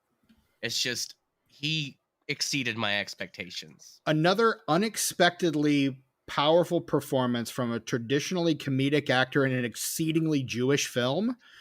Richard Kind, a very niche category there. Richard Kind in A Serious Man. Yeah. Fucking incredible. Like that performance it's so small, but it's so good. Of course, I stand for A Serious Man is like my favorite Coen Brothers film. So it's up there for me. It's in the top 5. It's so good. It's so fucking good. I love it. But so some behind the scenes shit. George Lucas originally tried to get John Landis to direct the movie. Again, another noted terrible person, John Landis. The man responsible for the deaths of 3 actors. John Landis. That has kind of ruined the Twilight Zone movie. Yeah. I can't. I wish I could watch that movie, but I can't really anymore. Surprisingly not the worst part of Psycho 4. John Landis he's a character in Psycho 4. He plays a radio producer. Yeah. Oof. Surprisingly not the worst part. Wow. That's I hate that movie. We'll talk about it sometime. It's gonna be on Unenfranchised one of these days. Yeah. Love the sequels, hate the last one. I was gonna say that's you stand for the Psycho sequels, but 2 and 3, I will defend 2 and 3 until the day that I stop breathing. That's the first argument we ever had. I disparaged the Psycho sequels on this very podcast. How dare you, sir? How dare you? And then you're like, you haven't seen those movies, have you? And I was like, no, I haven't. How dare you? You called me right the fuck out, and you were right to do it. I need to sit down and watch them. You and Brian Kuiper both got all over my case for that, and again, probably rightly so. I don't know. I haven't seen those movies. So how dare you, sir? Lawnmower Man himself, Jeff Fahey. Golly. But Landis read the script and got to the part with all the police cars crashing and the ultralight scene. It's like, I've done this. This is Blues Brothers. which it's not, John, but okay. But he had done other effects heavy movies like American Werewolf in London. So he seemed like he might have been a good fit. Didn't end up doing the movie. I don't think it would have been any better or any worse, honestly. Honestly, it might have put John Landis in director script. jail for a little bit. Yeah. And maybe could have saved some lives. I mean, if he can't go to actual jail, he probably should go to director jail. So, but he's in director jail. It just took him several years to get there. He had he did what they do with most men in Hollywood. They gave him a long, prosperous career for many years after he fucked up royally. So, yay. Shame on you. You do that 5 or 6 more times and we're not going to stand for it. Yeah, right. Well, at least we got his son early. That's really all that matters. We got his son out of there early. So. Yeah, that's true. Yeah, we got him right the fuck out of there. Good for us. Well done, everybody. Ladies and gentlemen, we got him. Great job, team. Boys. We can all go home now. Some other, pretty much everybody auditioned for the role of Bev. Like anyone who's anyone auditioned for that role. Leah Thompson got it basically on the strength of Back to the Future. Which, I mean, rightly so. Of course. Yeah, as she should have. That movie came out the year before and was a huge fucking hit. But that was a weird time for her. The strength of that booty. Also that. Okay. Also that. That. I mean, Leah Thompson can get it, dude. She can still get it. I don't know if you've seen her lately, but she can still get it, dude. She's still very attractive, yeah. Mm-hmm. But her, she said that was a weird couple of years for her because in Back to the Future she has a makeout scene with her son, and then in Howard the Duck she has a makeout scene with a duck, and then she tries to fuck a duck. She tries to take Jason Lee's advice from Enemy of the State and fuck a duck. Yes. Yes. Well, that's I love that movie. That's the weirdest connection I could have possibly made. I'm so happy that you've made it, though. You pretty much made my night. Honestly. Okay. Well, I am glad I could turn this around for you. That's why I say that I always say fuck a duck, and it's because of Enemy of the State. So before Chip Zien, who I know as the original Baker from Into the Woods, because I'm a musical nerd. Oh wait, that's the one on the stage version where the fox has a boner? Yep. Folks, right? The wolf has just a big old dong flopping Johnny around. Depp a boner in the movie. Let's be honest. Johnny Depp probably had an active boner through that entire movie. Yeah, but they don't show it. Do you want to see it? Because I sure as hell don't. No, our person that we both know that I used to date, she was really into that play. So we watched. It's a good show. Play, and there's just the wolf just has a big old dick, and it's just there. And it's erect the entire time. Yeah, like, just flopping around. This wolf has no chill, is what I'm saying. Correct. 24/7 boner time. The scene is the scene with him and Little Red Riding Hood is played very provocatively, which is also weird given that Little Red Riding Hood is played by a literal child. I am. You're right. I am intentionally so. Yes. Stop dancing around it, Stephen. That musical is fucked up. I'd rather see the Disney version, honestly. That movie, that stage show, horny as fuck. Real good too. I'm just saying the movie's good. I haven't seen it because Rob Marshall. I'm not a huge Rob Marshall guy. Like with Rob Marshall, it begins and ends with Chicago. But yeah, if you like the play, but you're like, why I gotta stare at this boner like for an hour, then you would like the movie. Here's the 3 strikes for the Into the Woods movie. Strike 1, James Corden. Strike 2, Johnny Depp. Strike 3, Meryl Streep. I think Meryl Streep's over. This is the thing that gets me canceled. I think Meryl Streep's overrated. I don't think she's as good as everyone says she is. She's good, but she's bought into her own myth, and I can't abide that. So yeah, this is a trademark Steven hot take. Yeah, we're waiting. Now we just need a Brett hot take. I do, but at the same time, that doesn't make me not want to see her in movies. Yeah, I still enjoy her in stuff. If she's in a movie that I want to see, I'll go see it. But generally, I could care less if Meryl Streep's in a movie. Yeah, no, I agree. I'm just saying I'm not gonna let that like keep me from enjoying something that she's in. Depends on the role, I guess. But yeah, I don't really care about it. That's fair. I can't think of a single movie I give two shits about with her in. Brett just don't even care about her, dude. Yeah, that's the opinion to have right there. That you are an evolved man, Brett. You figured it out. That's it right there. I don't know if I'm evolved. Like if it's not horror, comedy, action, or like a genre film, I don't. Brett's very locked into it. Brett is very committed to his brand and his niche. Yeah, which that's the way to be. Which a lot of people would say is more de-evolved than evolved. So he does not tend to venture off. And you know what you like. Who cares what you like? He doesn't tend to venture off the farm very often, but no. Which is why Brett had the patented hot take. Casablanca, not that great. Overrated. I said it was overrated. Fair enough. But again, that's a pretty fucking hot take. For that movie, yes. Though I do understand that take. Look, there are dozens of us. I appreciate that take. I do. It's brave. You're brave. Always love a good Arrested Development reference. Shit, you're brave. So brave. So before Chip Zien was actually cast as the voice of Howard the Duck, voice was. I hate his performance. Like, I'm sure I've seen him in other stuff, and he's great, but I just hate what he does with this. And honestly, that might be the huge turnoff to this entire movie for me. Really? So what would you, thinking about the actors that are kind of big around around 86, who would you want to see as the voice of Howard the Duck? What voice would you want coming out of that creature? Robert Mitchum.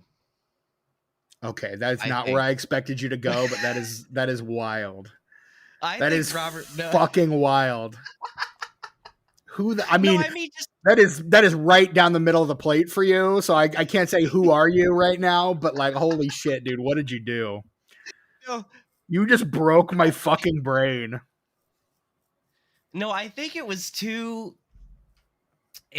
soft. I feel like with the dialogue that he had. But again, that's one thing this movie wanted to do, was make him a little nicer than he was in the comics. Kind of soften that edge. The dialogue is fine. I'm just saying the way it's performed. No, the performance in performance as well. That was what they wanted to do. I don't know. I feel like you needed somebody a little more Rat Packy, if that makes sense. And not even that, but like just sort of kind of like that noir kind of gumshoe, sort of not necessarily gruff, but somebody that's they got a little edge to him.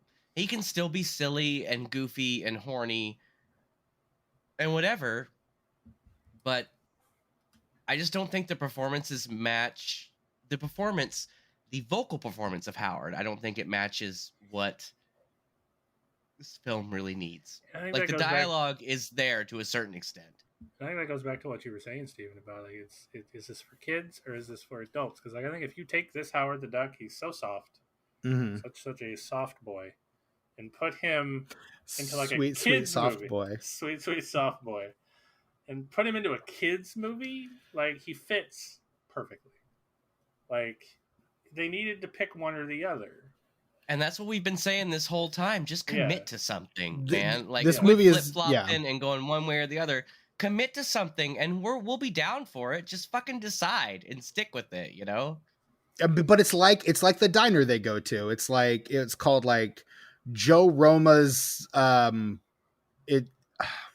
is it? It's Joe Roma's Cajun Sushi is the name of the restaurant. You got Italian, you got Cajun, and you've got Japanese, and then what's the special? Bacon and eggs. So they got regular diner fare too. Like the diner can't decide what it wants to be, just like the movie can't decide what it wants to be. That's another bright spot in this film for me, is the performance of the waitress. I think she's really fun. She's great. She's fun. She gives a very natural performance. Yeah, exactly. She has committed more than this entire movie has committed to anything. Right.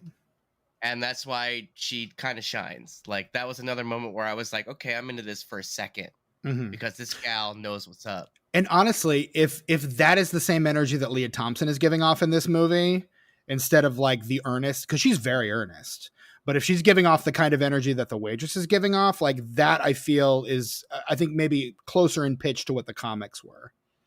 I think it would have worked a lot better too. I think it would have. Again, it would have provided Robert us with Mitchum a as Howard the Duck. So here's who they actually considered for Howard the Duck. Robert Mitchum not in the conversation. That's too bad.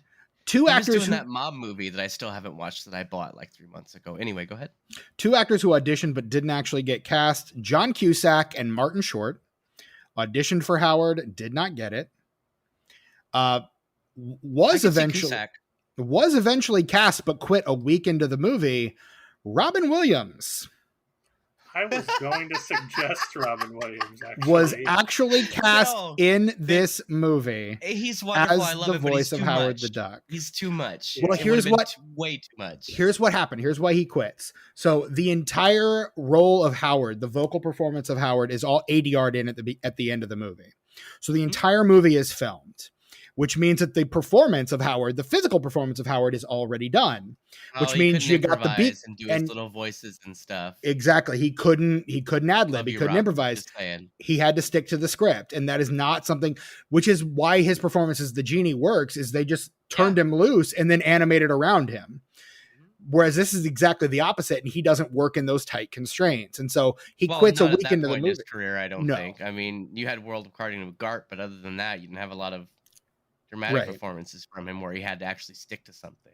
Well, and I think even in those performances, he's still doing some improv and still kind of discovering the character. Because that was the thing that Christopher Nolan said was really difficult about Insomnia, is you've got Pacino who wants to Insomnia. rehearse and film it once or twice. And then you've got Williams who just wants to rehearse it maybe once or twice and then just find it and just film and just find it in the moment, in the scene. And so Nolan's like, I had to kind of hold those two in tension, particularly in the scenes where they're together. I had to kind of do it a little differently for them. That's a good ass movie too. If you have It not is. seen Insomnia, which is a remake of like some kind of foreign film, right? Like a Swedish film. It's or a Swedish something? film, yeah, starring Stellan Skarsgård. Yeah. Which I have not seen, but I've always wanted to see. It's on But Criterion, Insomnia, the original. Listeners, if you have not seen Insomnia, check that shit out. It's good I as saw, hell. I saw that one in theaters because I knew it was the guy who directed Memento, and it was a movie with Robin Williams in a serious role. So I was like, I want to see that, and I did. Did Saw you that in see theaters. Following, Steven? Did you see Following before Memento? Have you No. seen Following? I have seen Following multiple times, actually. Yes. I I did a full Nolan rewatch in 2020 when I did my like Oh, 400 some movies. So yeah. I felt like such a I don't know, like a pioneer. Because like I saw Following on VHS and then Memento came out and people are like Memento and I'm like, "Oh yeah? Have you seen Following though?" You're like the I was that ultimate guy. fucking hipster.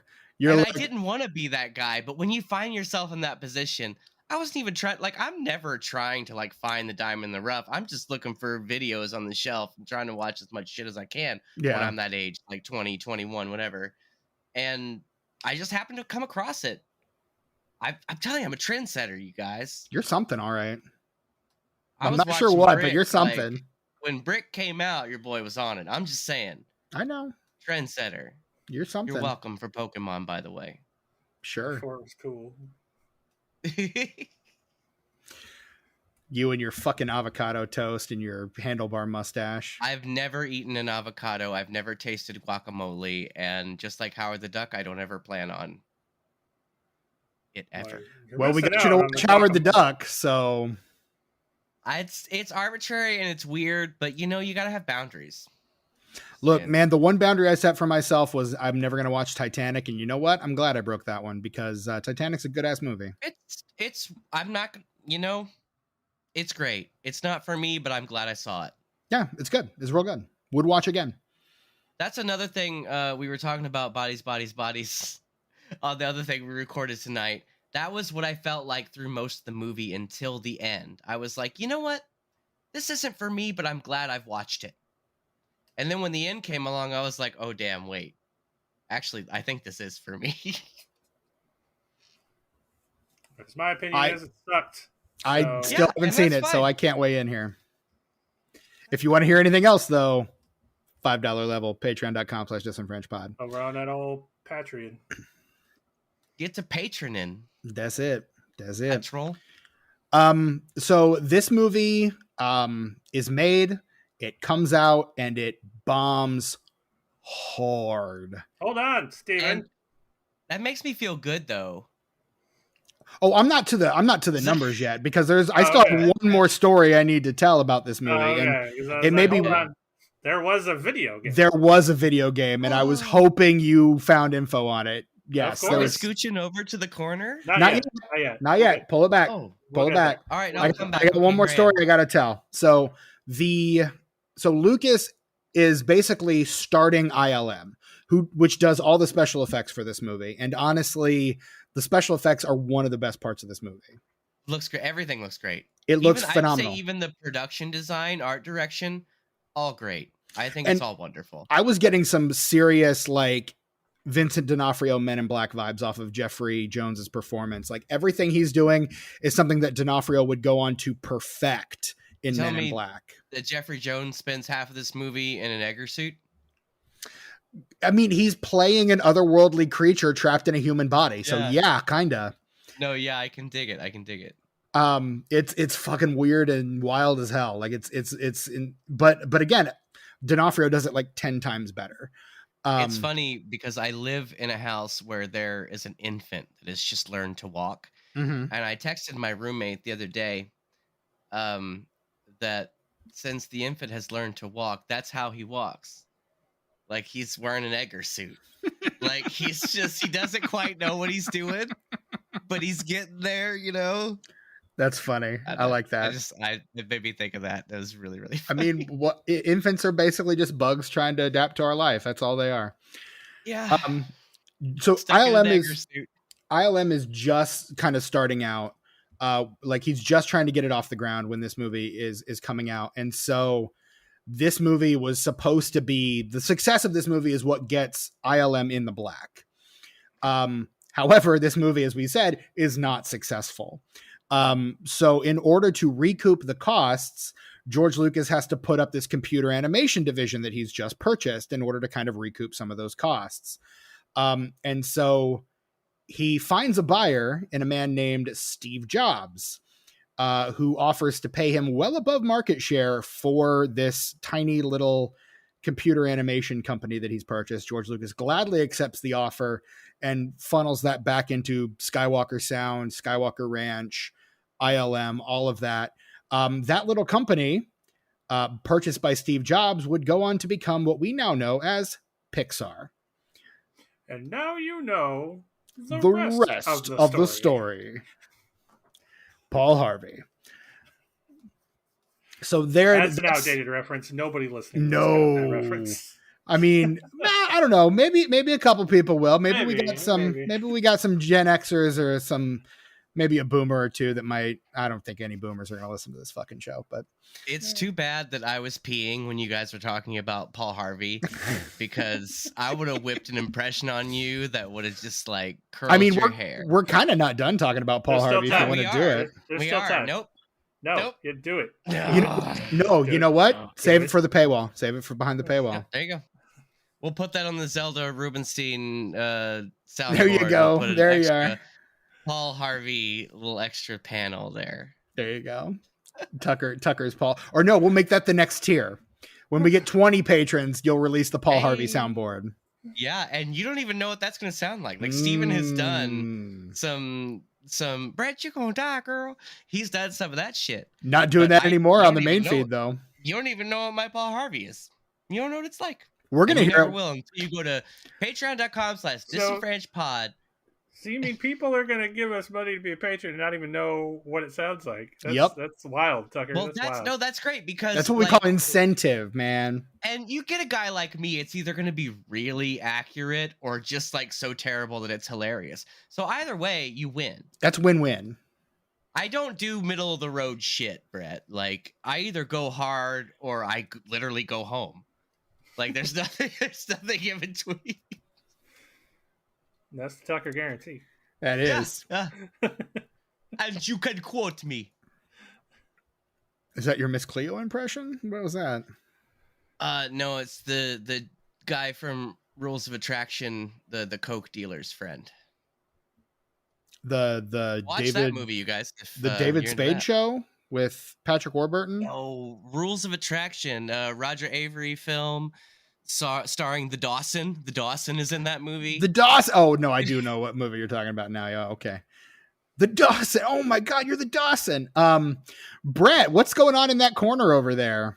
Oh yeah. So turns out, there was a game released pretty much only on computers, published by Activision, a video game company we're all well aware of. For the, and I don't even recognize one of these. The ZX Spectrum. Hey, That's the ZX Spectrum. ZX Spectrum. Okay, that is a British computer, so you pronounce it ZX Spectrum. Oh, okay. My apologies. So the ZX Spectrum, the Commodore 64, and the Apple II. The game is a tie-in and a sequel to the film. Okay. Oh. A little more lore. Well, yeah, well. Yeah, well. So you're controlling Howard. He's trying to save his friends Phil and Beverly after being parachuted to Volcano Island. Howard needs to find a backpack to proceed with the search. Yeah. The game then consists of 4 levels, and the last of which Howard, armed with a neutron gun, will finally face Overlord.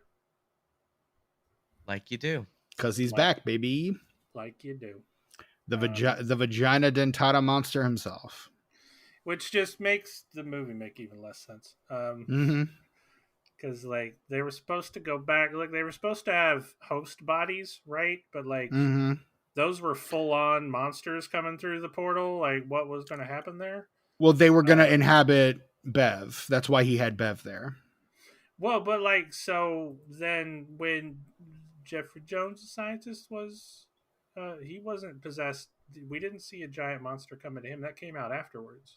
Well, no, but we didn't see him get possessed like at all. We just saw the after effect of it. Oh, there's a transition. But it takes the whole damn movie. Yeah. Like, oh, he's gone now. He was here a little bit this whole time, and now he's totally gone. But then he's not totally gone because when it leaves, he's back. So yeah, that's the funny thing is like when he's gone, it's like the movie's like, well, we don't want to kill anyone because kids are gonna watch this, and that's the thing. The 80s, you could do a lot, get away with a lot in a kids movie. Have you seen the Goonies? Anybody seen the Goonies? Gremlins, I know it's a really small Ghostbusters, film that most people have not seen. But have you fucking seen the Goonies? We talked about it on this podcast, Jesus. Tucker. I know. I'm just saying, like, kids' movies were a different kind of thing back then, man. Absolutely. And for better or for worse. I don't know how I feel about it either way, but it was certainly a different thing. Yeah, you could get away with shit like that. Speaking of the Goonies, don't go listen to that episode. It's real bad. We talk about real good episodes on this show. Don't go listen to You know what, Brett? Goonies was not a good episode. I'm just going to say it. When it comes to the Goonies, if it's good enough for you, it's good enough for me. Aye. It's good enough. Yes. Your love. Thank you. That's my peak this evening. Let's wrap this up, gentlemen. Yeah, but anyway, look, the video game was just met with just as much vitriol as the movie was, and nobody cared. Anyway, I believe that. So, close the book on that one. So based on an estimated production budget of $30 million, which was probably even more when you take into account the ad campaign, which seemed to want to like completely overshadow what Howard looked like. They were saving that reveal for the movie. And also there was like a Budweiser tie-in with this movie, you know, for kids. For kids, yeah. This movie, out of that $30 million budget, makes back a total domestic box office of $16.3 million. A pretty substantial bomb, makes pretty much nothing overseas as well. I didn't like this movie, but it deserved a little more than that. That's just for the production alone. That's a 1980s dollars. Yeah. Holy. Let me see if I can get adjusted for inflation. Adjusted for inflation, it would be about 40,000 adjusted for inflation, or 40 million. Sorry, adjusted for inflation. So yeah. So yeah, about 16.3 million. Not a lot of dollars. This movie comes out on August 1st, 1986. It opens at 3. It is the third highest grossing movie the week that it comes out. And it's got some pretty steep competition. In first place, holding steady after 3 weeks, from our good buddy James Cameron. It's Aliens. Like one of the best movies in that franchise. One of two movies in that franchise that is good. That is really good. I like other movies in that franchise, but those two are the best ones. I like one other movie in that franchise, sure. Me too. Yeah. I want to like 3. I want to like 3 so bad because the atmosphere is so creates such an atmosphere, but it's just such a bad movie. It's not great. If it hadn't completely ignored, if it hadn't completely, what is it, Force Awakens? No, not Force Awakens. What's the third one? I never remember the name. Rise of Skywalker? Yes. Rise of Skywalker, the second movie. Yeah, that's kind of the bummer about it is they like kill off Newt and yeah, it's not cool. Like I like the idea of 3. I do. I really, really do. There are some great ideas. I like it because of the potential. But it renders the second movie completely useless, which sucks because the second movie's real good. In second place, what is widely regarded as one of the best films in its franchise, new this week, is Friday the 13th, Part 6, Jason Lives. 7's my go-to. I mean, high same. Five on that, Steven. High five. Yeah. So, yeah. Bam. 3-way high five. That's all of my favorites. I think. Yeah. All the hands and the cameras. Yay. Yeah, we all love it. But a lot of other people, who are not us, a lot of people who really love that franchise would say 6. In third place, you got Howard the Duck. In fourth place, you have a little movie called after 7 weeks, it's at number 4, The Karate Kid Part 2. 2's not bad. So there you go. There's that one. They go to the Okinawas, and you have the very good scene at the beginning where Mr. Miyagi pretends like he's gonna kill that guy, but instead he's Alanis Morissette in Dogma, and he's like, "Merp, merp," and he honks his nose. Oh, get a little tweak. It's good times. I don't know if you guys have seen The Karate Kid too, but it's probably one of the best moments in cinema history, and not one of the best movies in cinema history. You've never seen a Karate Kid? I don't you think don't know I've about seen the a Karate Kid. Ralph Macchios? You don't know about the Ralph Macchios? I mean, I know about Ralph Macchio. I just don't think I've seen a Karate Kid. Morita's? Oh, trust me, I know Pat Morita. Okay, Arnold from Happy Days? Kid?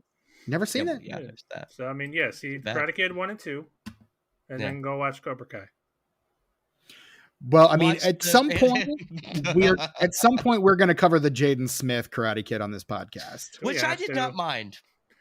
I didn't mind. It was fine. It was fine. Yeah, it was fine. It's going to happen. If it been called anything but Karate Kid, you would have liked it, Brett. You would have at least liked it a little bit. You would have been like, yeah, this is all right. Yeah, this is fine. Jackie Chan in it. Of course I would have. Yeah, and he's great in it too. He is, yeah. You're right. And I thought Jaden Smith was okay in it too. Like, he plays the role. He does what he does, and it's fine. It works. Anyway. In fifth place, you've got Heartburn, which I believe is the film based on the life of Elaine May, if I'm not mistaken there. Maybe. Maybe. I think that's right. Directed by Mike Nichols. Let me double check. Yep, I'm right. That is correct. Yes, I'm right. And then rounding out the top 10, you've got Ruthless People in number 6, Top Gun in number 7. You guys remember there was the theme song for Ruthless People was a big deal? Steven knows exactly what I'm about to talk about. Do you remember the Weird Al song was Toothless People? No, I don't. He was like, toothless people, their breath is lethal. No. Toothless people, you guys? No? No. I think it's not on in 3D, maybe is the record that's on. You guys, I'm not the biggest Weird Al fan here, am I? Don't make that me. I'm a pretty big Weird Al fan. Like, I have a playlist of pretty much on Spotify, pretty much all of his good stuff. Toothless people. Their breath is lethal. You guys, I will just throw on the Weird Al playlist every once in a while. Sure, why not? I like Weird Al enough. It's from Polka Party. Which is a good ass record, you guys.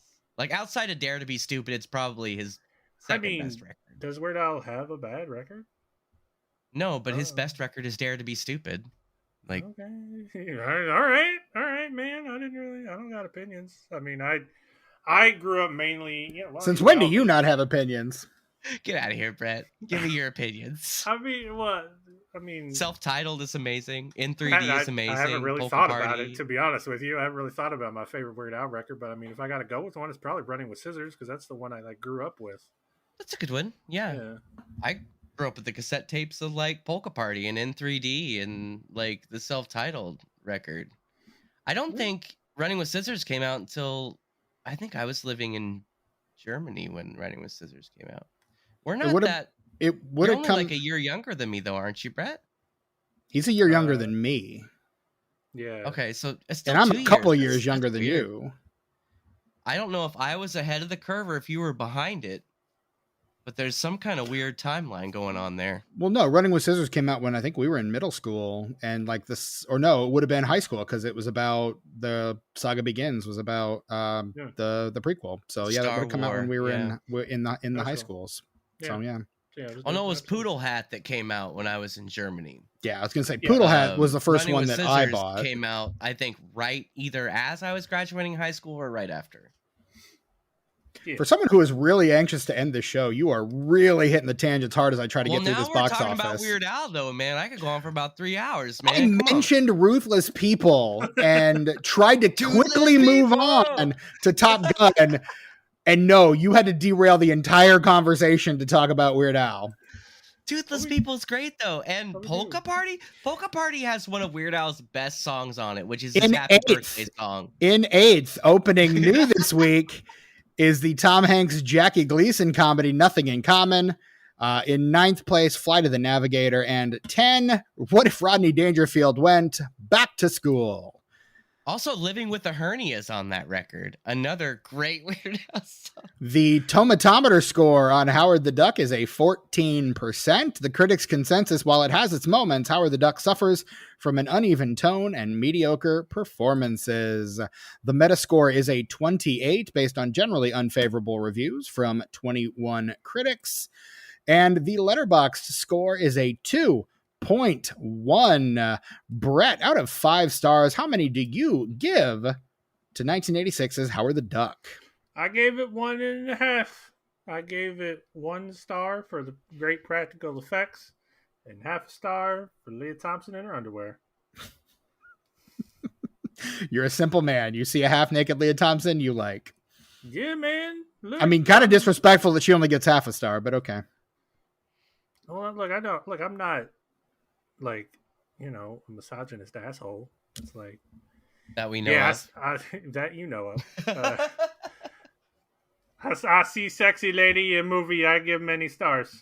Human nature. It's human nature. Why lady not naked though? Only 0.5 star. Speaking of boing, season 2 of the revival of Beavis and Butthead dropped a couple days ago, and you guys need to get on it. It's on straight up Paramount Plus. I never watched the original Beavis and Butthead. Well, then forget it, Steven. I don't even fucking care. Brett, watch the new Beavis and Butthead. Jesus. Was the reboot movie good? Should I watch the movie first? Because there's some stuff in the first season of the revival that is directly related to the movie. Beavis and Butthead do the galaxy or the universe or whatever it is. Yeah, because they have to explain why they're in modern times now. So sometimes they are, and sometimes it's kind of a Beavis and Butthead multiverse, but it's not as complicated as that sounds. Just trust me. Watch the movie. If you have any interest at all, watch the movie. Watch the revival. It's really good. It's classic. It's probably the best the show has been. I don't know, the 2011, but the show's always been good. So it's Beavis and Butthead. It's great. Watch it. Speaking of Beavis and Butthead, Tucker, how many stars do you give Howard the Duck? Strangely enough, I give Howard the Duck 2 stars.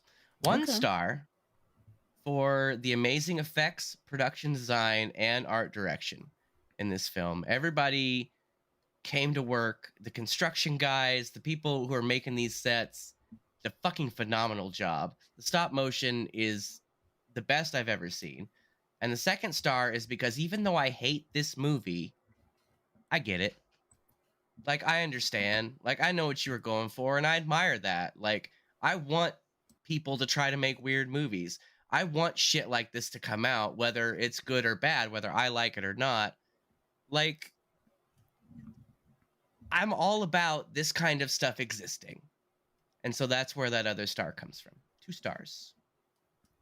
I find it really weird that for someone who is so vocally anti this movie, you rated it higher than both Brett and I, because I also gave it a 1.5 stars. Movie. I'm just saying.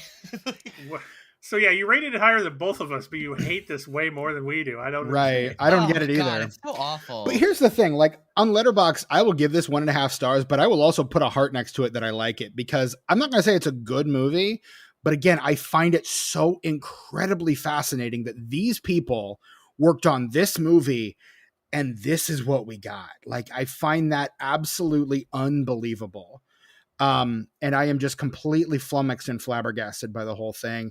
Again, I own it now. Like, I bought it on 4K. It is going to be... You did buy that, motherfucker? Are you serious? 100%. 100%. Wow. It's a lot to drop on a steelbook of a movie. I didn't do the steelbook. Some old bullshit. I did not do the steelbook. Oh, good. I'm so glad. I just did the straight. No, I was not gonna drop that much on that steelbook. Steven, I was like, I don't want to be your accountant, boy, because like that was a big old piss away of money if you bought that steelbook. No, son. No. I bought the 4K, but not the steelbook. Okay. Respect, my cart was weird as fuck, because here's what was in my cart. It was Howard the Duck. Oh shit, I forgot the third movie I got. It was the Steven Spielberg West Side Story. It's like M or Bicycle Thieves or something. Like I real wish eyebrow. that would make it really funny. No, it was you know what it was? It was the Steelbook of Tucker and Dale versus Evil. I finally got around to buying that one again. Yeah, I got that one. Hey, Yay. You guys, have either of you listened to the commentary on that? No. Well, I haven't gotten it yet. I will be receiving it in the mail later. By the time this episode drops, I will have it. But I no, also don't have a know. good way to watch physical media right now, because I just don't. I need like I need a new console, video game console, so I can do that. Gotta get that Series X, boy, so you can play with your boy. I'm probably actually gonna get the PS5 because the Horizon Zero Dawn is exclusive to Xbox or exclusive to PlayStation.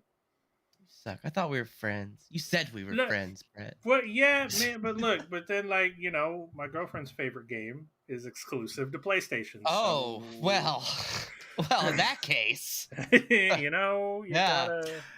The man knows what his bread is buttered. Okay, I was raised on bros before hoes. Just saying. That phrase hasn't aged well at all. First of all, how dare you say that about Brett's lady? That is disrespectful and rude as fuck. Actually. How dare you? How dare you, sir? I can't believe I've done this. Boo this man. I can't believe you've done Boo. this. I will allow you to fight me.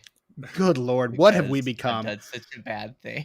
What have we become? All right, that is our episode on 1986's Howard the Duck. I am so sorry for everything that we said in this episode. Please do not cancel us. And the polka on Polka Party is probably my favorite of all the polkas of a Weird Al album. This has been the Disenfranchised Podcast. You can find us on social media on Twitter, Instagram, Letterboxd, and Facebook at DisenfranchPod. We've mentioned it several times, but swing on by patreon.com/disenfranchpod. Throw us either $3 or $5, and we can absolutely get you some great new content. You can also shoot us an email, disenfranchpod@gmail.com. If there is any...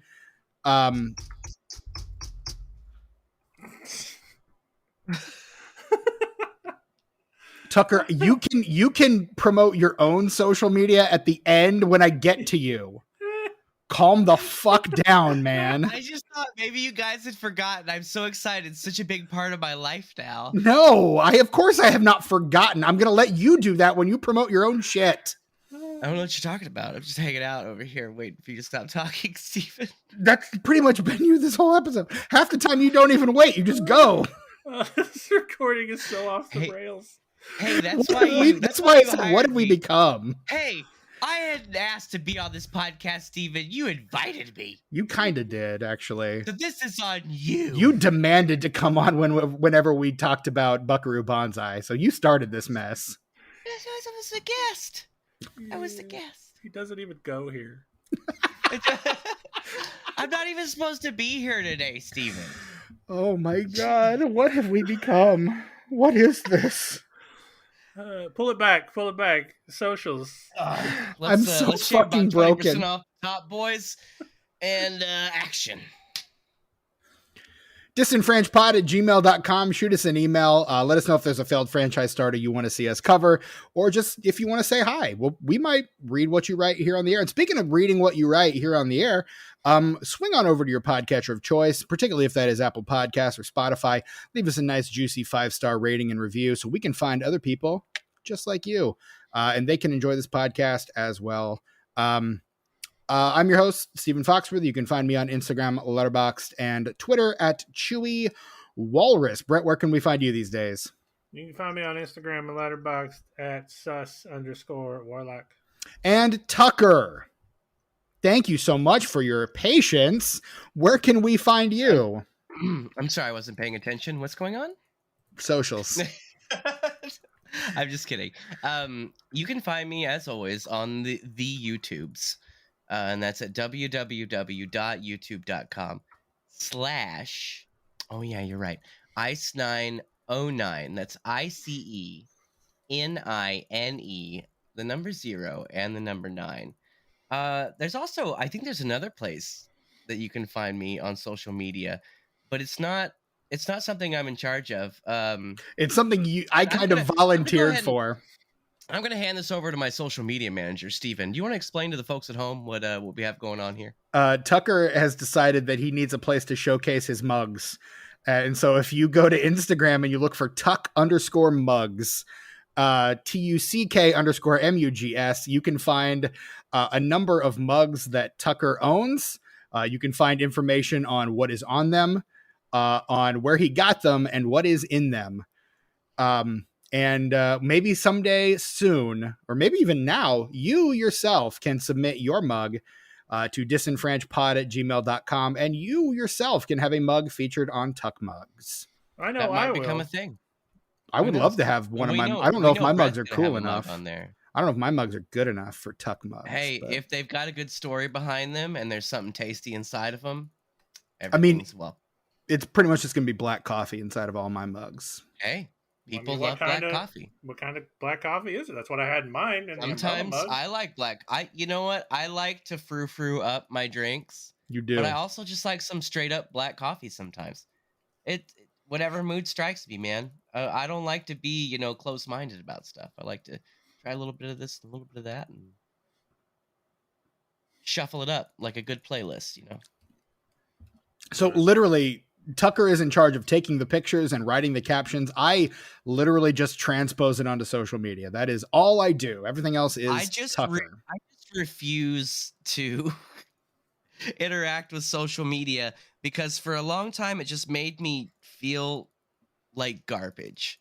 So I appreciate you, Steven, for putting yourself out there on the front line. I mean, you guys both barely use social media, so I pretty much have to run social media for this podcast, or no one would ever know what we were doing ever. And look, for the same reasons that Tucker doesn't. It makes me feel like shit to be on there, especially Twitter, mainly Twitter. Twitter's kind of a cesspool. I'm not on it nearly as much as I used to be. It's kind of gross. And I was born in the wrong generation for social media because I barely took any pictures while I was on vacation because I was just enjoying it with my eyeballs. Dude, that's okay. First of all, how dare you? There are entire periods of my life that are not documented photographically because I think so little about taking a photo of something. And I'm not saying that as a humble brag or whatever. That's really terrible because I'd love to look back at those memories and stuff. Yeah. There are ages in my life I don't remember what I look like, and there's no photos to show me how I looked. Or I do genuinely wish I took more pictures. I don't definitely. Me too. But I get wrapped up in whatever I'm doing. Yeah. I'm just enjoying the moment, and I forget to take a picture. Absolutely.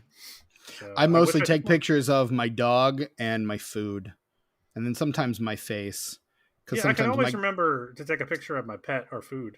Sometimes my girlfriend wants to know what I look like, so I'll send her a picture of myself every now and again. But sure, yeah. That's why my Instagram goes barely used, but I'm there.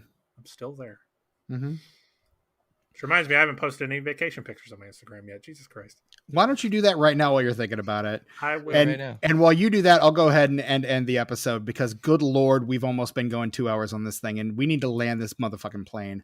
So from all of us at the Disenfranchised Podcast to all of you, we're glad to be back. Obviously, we're a little rusty. We're getting back into it, but God, this was a lot of fun. So we hope you enjoyed our Howard the Duck episode.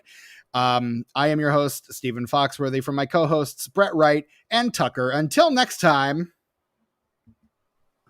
You know, Polka Party also has Living with a Hernia. If you guys have seen Rocky 3, that song that James Brown sings, Living in America, it's like that, but like he's talking about the different kind of hernias that he has. And it's really funny because I had a hernia once, and the only reason I knew what kind that I had was because I listened to Living with a Hernia.